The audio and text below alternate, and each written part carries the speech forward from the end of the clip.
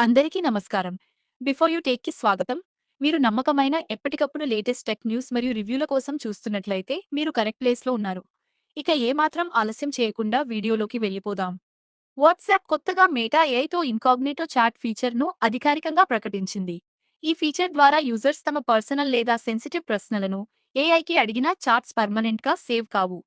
Meta యొక్క కొత్త private processing technology ద్వారా కాన్వర్సేషన్స్ ఎన్క్రిప్టెడ్‌గా ప్రాసెస్ అవుతాయి మరియు సెషన్ ముగిసిన వెంటనే చాట్స్ ఆటోమేటిక్‌లీ డిలీట్ అవుతాయి.